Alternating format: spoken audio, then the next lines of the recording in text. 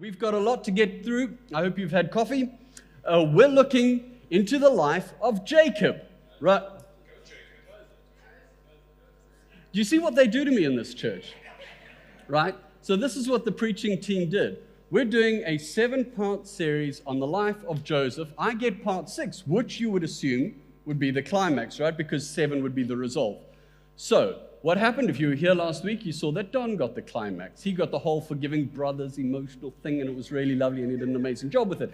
I get part 6, and then next week, Mark is going to do the resolve. Part 6 is Genesis chapter 46 to chapter 49, and it's not about Joseph. It's about Jacob, his dad. And it's the 4 most boring chapters on Jacob's life that you could possibly find in the Bible. They decided to mess with my undiagnosed ADHD and give me the tangent. But the thing about Jacob, Jacob had an incredible life. There was a lot of drama in there. There was a lot of stuff I could have worked with, right? He cheated his brother out of his birthright. He ran away from home. There's the whole wrestling with the angel thing. That's really cool. There's the whole vision of the ladder to heaven, which is really cool. And there's that tragic love story with Rachel. That's an incredible love story. And then when his kids are born, there's that rape scene, and there's the mass murder. There's all that exciting stuff we can't talk about in church. And that stuff I could have worked with. But when I pick up with Jacob, I get Genesis 46 to 49. Jacob's 130 years old. He can hardly see. He's stooped over. He's crippled. He's leaning on his staff, and he's worshiping God and going around and blessing everybody like a beautiful, sweet old man. I bet you're on the edge of your seat saying, thanks, Mark. The funny thing about the Bible is, honestly, there isn't anything boring in the Bible. And I am so grateful and so excited to be asked to share this message, because in these verses, we find Jacob's legacy. It is here that Jacob's legacy is cemented in history. It's here in these chapters, in these pages, the period in Jacob's life that he will be remembered for, not so much by us, but by God. I'm going to get all Tarantino in my message. I'm not going to fill it with swearing and violence, but I am going to bounce around structure-wise, so you're going to have to keep up and follow me. I'm going to try and build to a climax and keep it in the right place. So this is not a neat, concise 3-point sermon like my dad would give, but I'm really excited to share what I've learned about Jacob. Where are we in the incredible life of Joseph? Right, Jacob thought Joseph had been killed. He thought he had died 22 years earlier when his brothers came back with history's first fake news. They presented Dad with these bloody clothes, and the assumption being that Joseph had been killed by wild animals. Dad then has to learn to live with a broken heart. Joseph's life, however, had only just really begun. He gets sold into slavery. He gets taken to Egypt. He even starts to find his way into Pharaoh's favor, all whilst honoring God and maintaining his integrity. Pharaoh was the most powerful man in the known world at the time, and Joseph was his number 2. Due to Joseph's wise management of a famine in Egypt, during that famine, all nations in the proximity were coming to Egypt to get food. So, pick up back home with Jacob. Jacob sends his son to Egypt to buy food, and Joseph is reunited with his brothers in what is an incredibly touching and emotional moment of incredible forgiveness and reconciliation. Pharaoh is so touched by Joseph's story that he tells Joseph to get all the rest of his family, and especially Dad, and to bring them to Egypt to be reunited. So Joseph and Pharaoh send his brothers off to fetch Dad. At the end of chapter 45, when Jacob hears the news that Joseph is still alive, it says Jacob's spirit is revived. I can only imagine. Chapter 46 starts with God confirming in a vision that Jacob is doing the right thing by leaving Canaan. And he sets out to Egypt. Jacob and 70 of his closest family members. They're all listed by name. If you like Begats, you can go read them in your own time. Picking up in chapter 48, verse 28. Read with me, 29.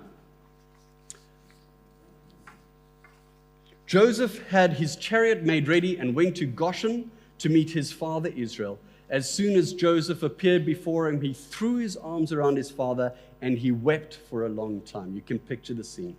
Israel, Jacob's other name, after the vision and the hip thing, said to Joseph, "Now I'm ready to die, since I have seen for myself that you are still alive." So we have this emotional reunion, father and son. Imagine thinking your son had been dead for 22 years, and then he comes to your rescue, the rescue of your whole family. There'd be a lot of hugging and weeping, right? Toward the end of chapter 46, Joseph starts coaching his brothers on what to say when they meet his boss, Pharaoh. Pharaoh's going to ask you, "What do you do for a living?" Like every man asks another man when they meet them, "What do you do for a living?"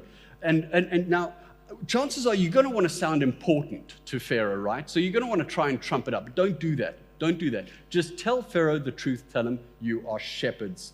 That's what Jacob had been his whole life, a professional shepherd. That's what his sons were. They were shepherds. Joseph is saying, don't lie, don't trump it up, just tell the truth. Picking up at verse 33. When Pharaoh calls you in and asks, "What is your occupation?" you should answer, "Your servants have tended livestock from our boyhood on, just as our fathers did." Then you'll be allowed to settle in the region of Goshen, for all shepherds are detestable to Egyptians. You see, shepherds, the Egyptians, they were the upper crust. They were elite. They were the elite. They were educated, and they looked down on shepherds. Shepherds were considered like common people, like smelly people. They work with sheep all day. And what do we know about sheep? Let's just go on a little bit of a tangent here. Sheep are the dumbest animals known to man. All right? Let's talk about horses, okay? If a horse gets out, it can become wild, all right? And it'll survive.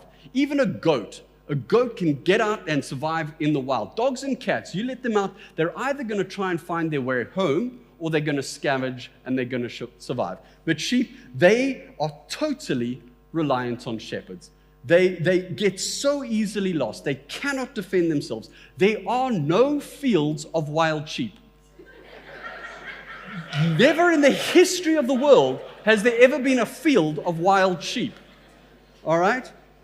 The only sheep that survive are the ones that are protected, guided, and constantly looked after by shepherds. They are in constant need of supervision because they just follow each other around and they get increasingly lost. If they get lost, they die. You can't let them out in the morning and expect them to come back in the evening. You need a barking dog to bring them back. Back to the Bible. Chapter 47, verse 2.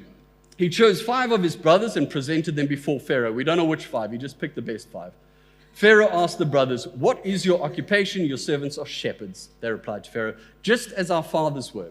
They also said to him, "We have come to live here for a while because the famine is severe in Canaan, and your servants' flocks have no pasture. So now please let your servants settle in Goshen." Pharaoh said to Joseph, "Your father and your brothers have come to you, and the land of Egypt is before you. Settle your father and your brothers in the best part of the land." What incredible favor God had on them at this moment. Let them live in Goshen. And if you know of any among them with special ability, put them in charge of my own livestock. Amazing. Well, why?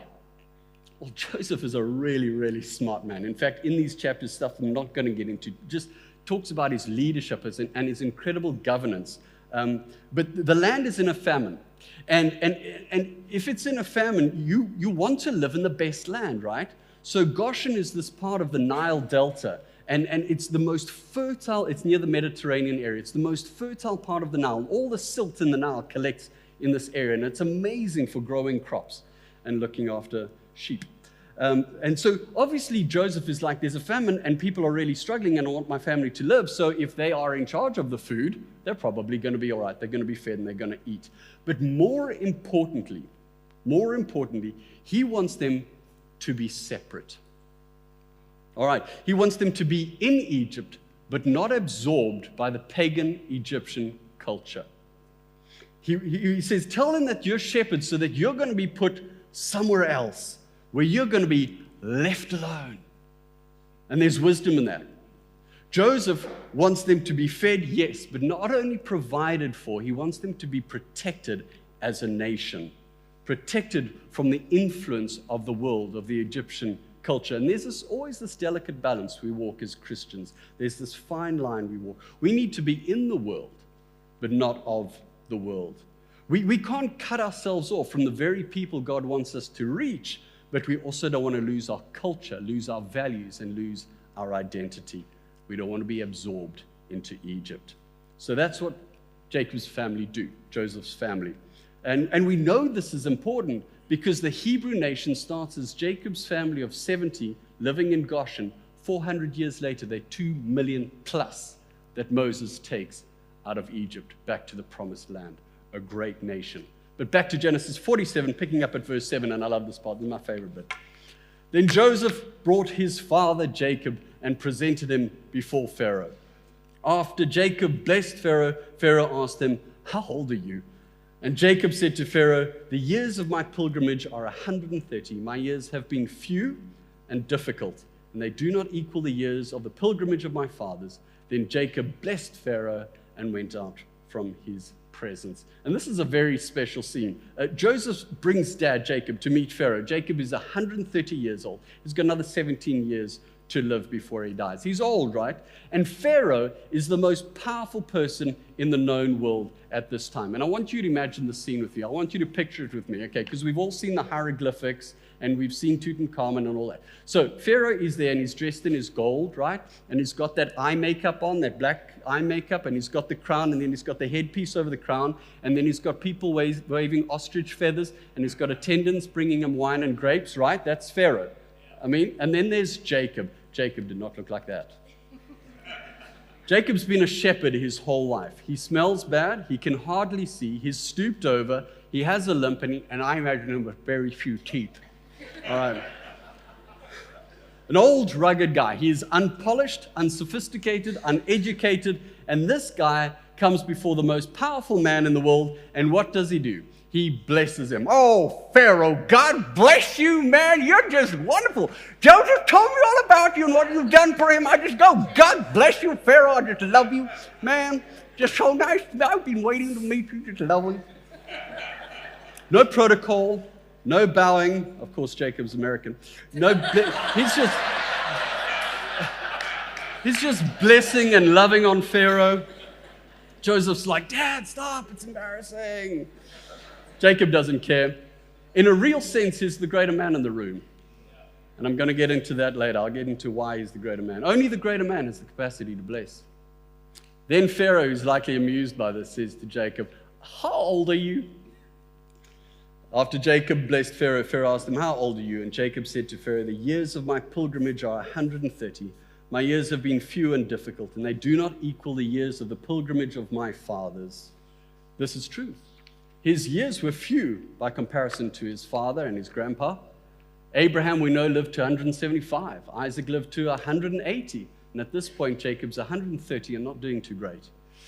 He has fewer years, and they were hard years. They were really hard years. He had difficult years. He's 130 and he's feeling his age. He's had a tough life. And here are some of the highlights, or we should actually call them low points. You see, Jacob was not the favorite son. His dad, Isaac, loved Esau more than him. And that was how his life started. Esau, his brother, hated him. He had to run for his life. He was forced to stay away from home for 20 years. He missed the death of his mother, the one who did love him and did really care for him. He had a beautiful relationship with his mom. They were very close. He was subject to Laban, his father-in-law, who turned out to be a greater deceiver than even Jacob was.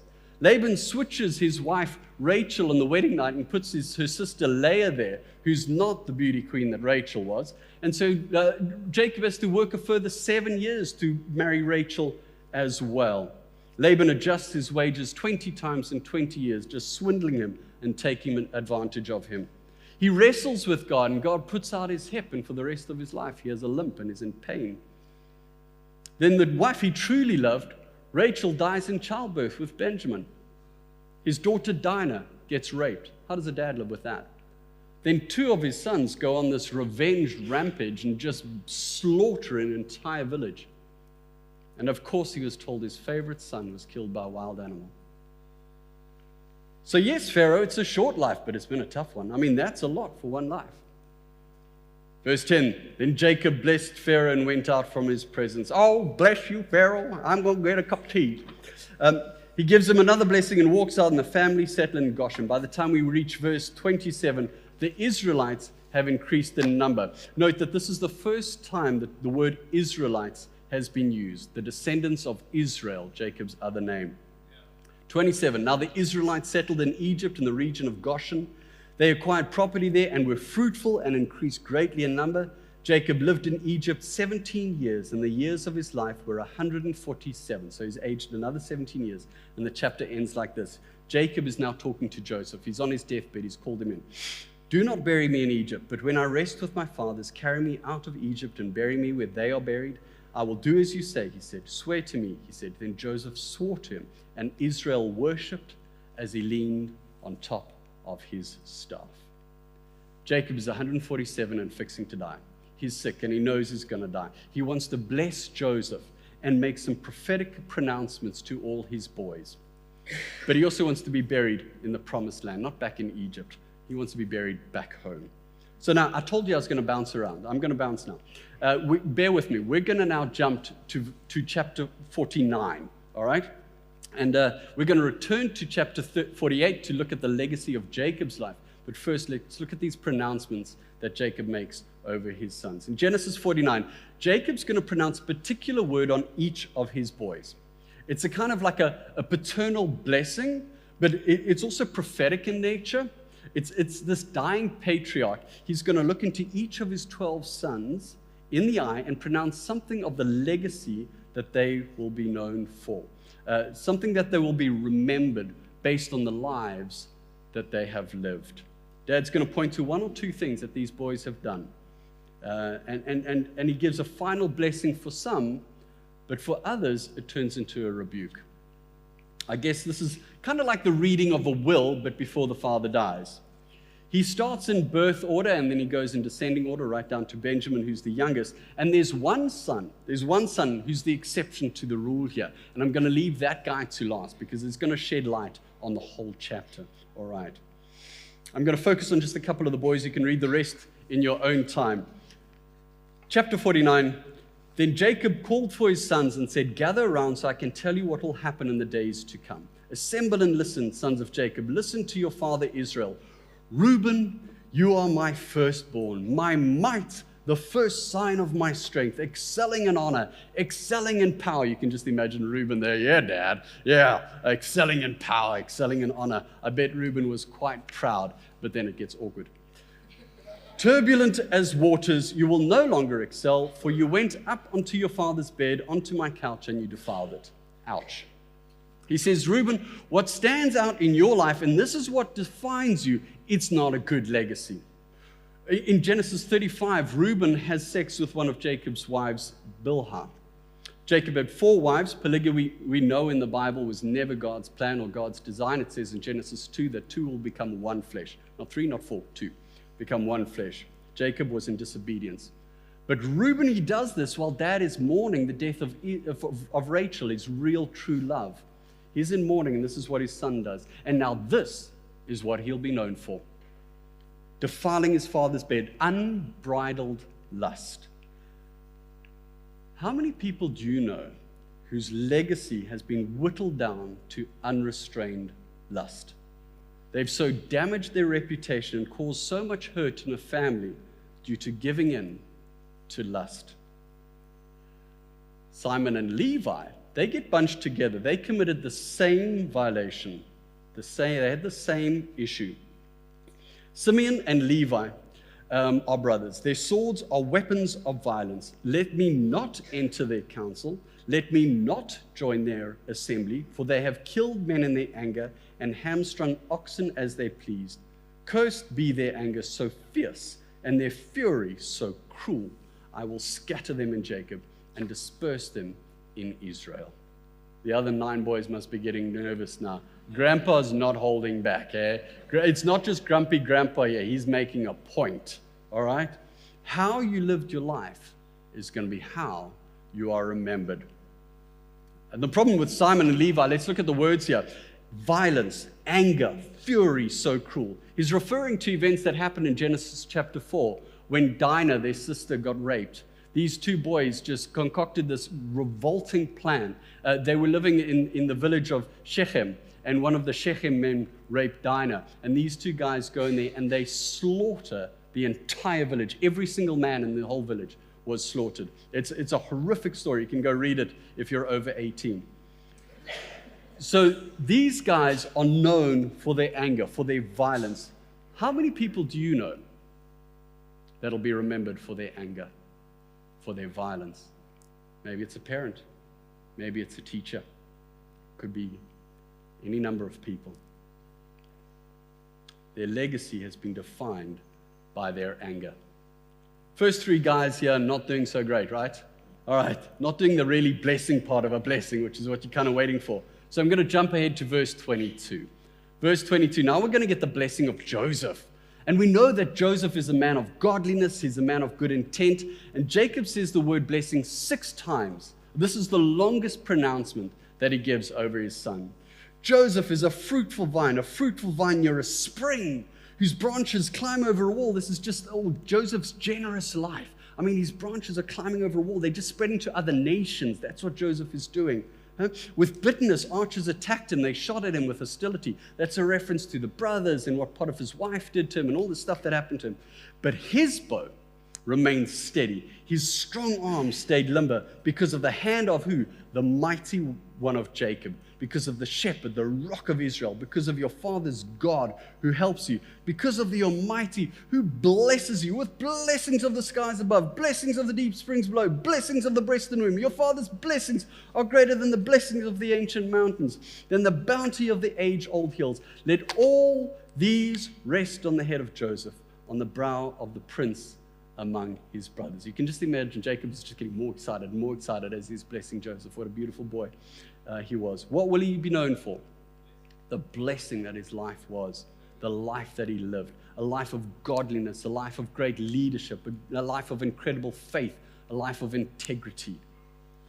If you've lived a life of compromise and a life of wickedness, well, that's the wake you leave behind.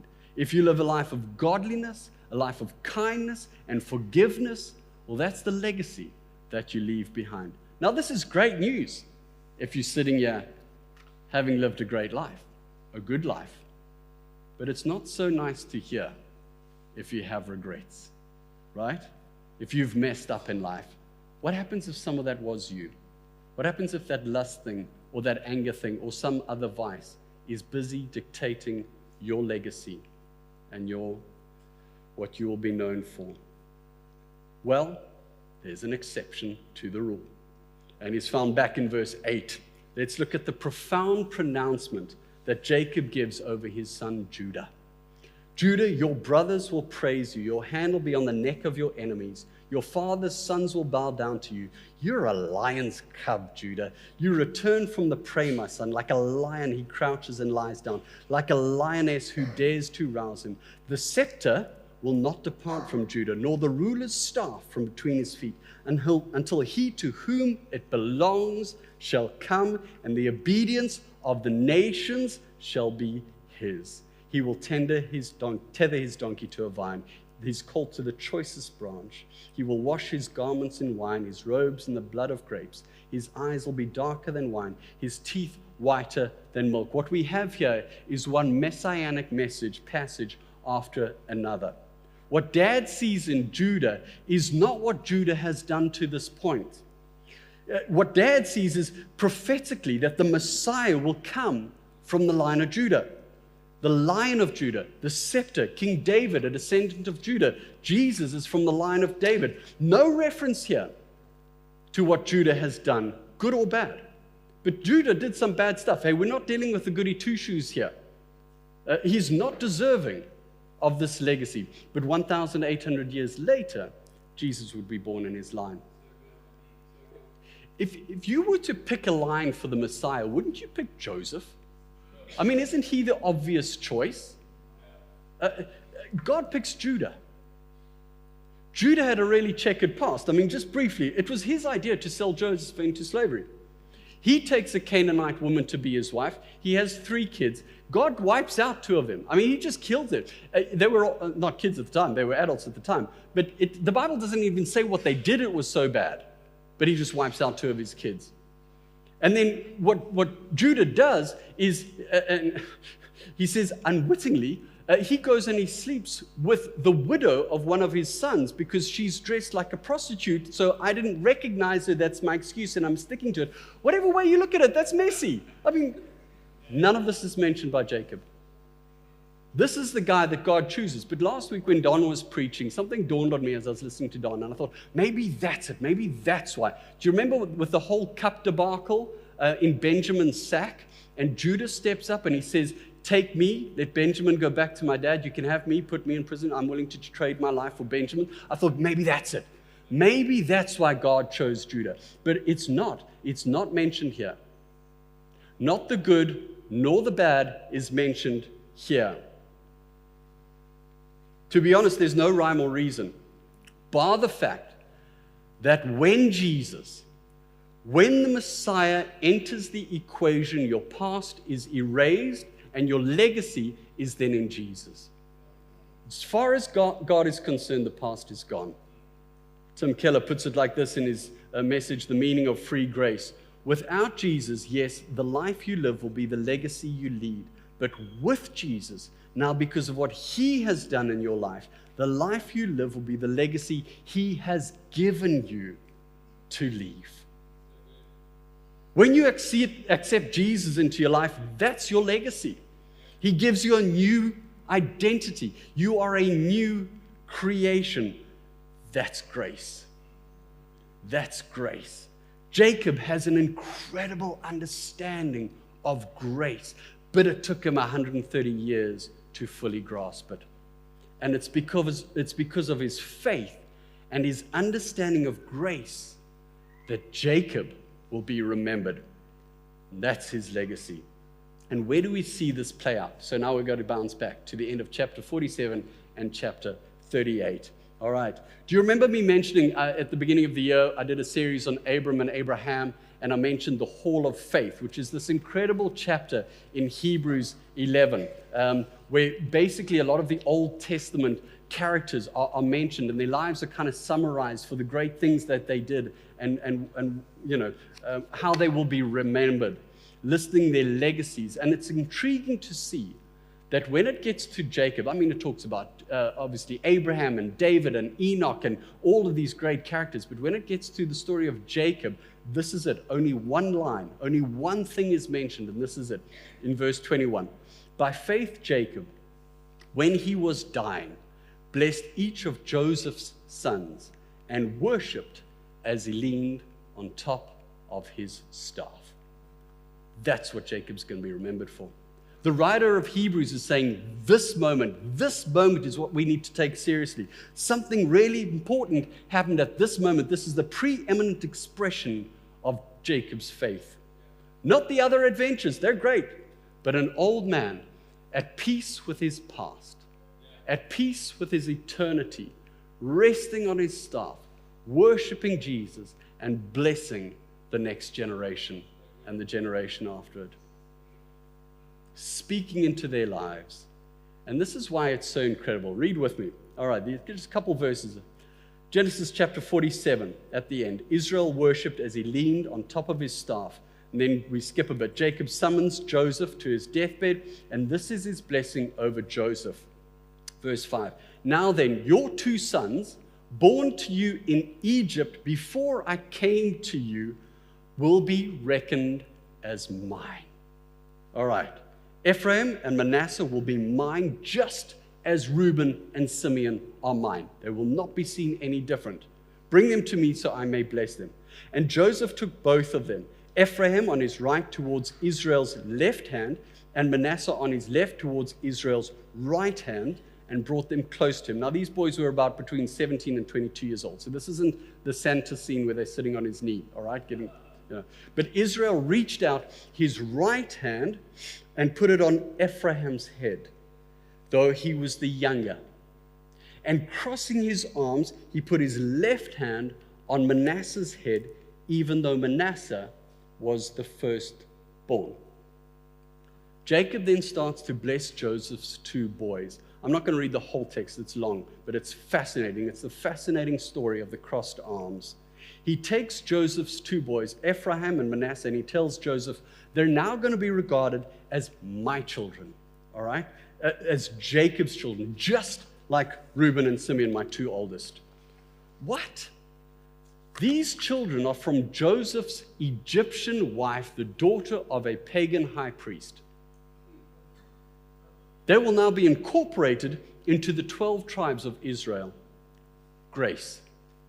Other nations coming into the lineage. We see later Ruth, we see Rahab, we see them coming into the line of Jesus.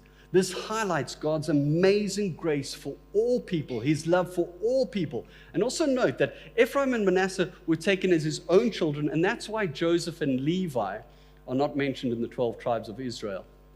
Okay, so Levi was the tribe of the priests. They never owned land. And Joseph got this double blessing. These boys replaced Joseph and Levi in the 12 tribes. And sure enough, Ephraim became the greater tribe, the bigger tribe. In fact, I think it's the whole of the northern side of Israel is known as Ephraim. So Joseph gets a double blessing that both his children are included in the 12 tribes of Israel. And in this blessing of his children, of his boys, we see Jacob's grasp of grace play out in the way he crosses his arms, and he gives the younger son the greater blessing. Jacob goes against the cultural norm, the accepted standards of the day, and he purposefully gives Ephraim the greater blessing with his right hand. And it was purposeful. He chose this. He stands up for this choice to Joseph, who tries to swat the hands away. Not the mistake of a nearly blind man. No offense to Manasseh. He said, hey, man, Manasseh is still going to be a great nation. Don't worry about him. But I see God's hand on Ephraim because that's how God's grace works. At 147 years old, Jacob gets it and he applies it. God always chooses the one the world would not. The grace, the unmerited favor of God at work in our lives. God works through people who this world would see as lesser, as not the best option, as failures. And in his old age, Jacob has recognized something. He understands God's grace at work in his own life. What does he recognize? We read about it in the blessing that he gives to Joseph's boys. The band can come up. Chapter 48. Then he blessed Joseph and he said, may the God before whom my fathers Abraham and Isaac walked faithfully, and the God who has been my shepherd all my life to this day, the angel, this is talking about God when he wrestled the angel who has delivered me from all harm, may he bless these boys. May they be called by my name. May the names of my father Abraham and Isaac, may they increase greatly on the earth. Jacob understands grace, and he can lean on his staff, and he can see himself as the greater man in the room with Pharaoh because he has such a beautiful, intimate relationship with God. He has something of greater value than all of Pharaoh's treasures and wealth and power. He has a relationship with God because he recognizes he is A. And it's found in verse 15. The God who has been my shepherd all my life to this day. This is the first time in the Bible that God is referred to as a shepherd, and it's by a professional shepherd, Jacob, because he recognizes the role of the shepherd. He knows the job. And if God is a shepherd, what does that make Jacob? A sheep. Jacob recognizes as a stupid sheep. They're the dumbest animals. They're prone to wander. They get lost. They don't even know they're lost when they're lost. They're in constant need of being led and fed and protected. They need constant oversight, or they will die. Sheep need a shepherd. Or they will live lost and they will die lost. Jacob recognized the undeserved grace of God over his life. He was a sheep and God was his shepherd. With all that he had been through, with all that big life he lived, with all of that, all this tough life, the hurt, the disappointment, the becoming crippled, his wife dying in childbirth, his rebellious children, believing for 22 years that his son was dead. Where was his shepherd? He was there all the days of his life. My God, who has been my shepherd all my life to this day. God had never left him. All the many times Jacob got lost, God went out there and he found him and he brought him back. God used every hurt, every difficulty, every moment for Jacob's good. And Jacob could look back and see that. God guided his step. God provided for him. God never, ever left him, even in his darkest hour. When you look back at a tough life, and I know a lot of you guys, you're going through tough stuff, will you be able to lean on your staff and worship God and then bless your children and your children's children? That's Jacob's legacy. I hope you don't wait till you're 147 to grasp the grace of God. Now we're going to worship God and then go out from here and go bless your children and your children's children. Thank you.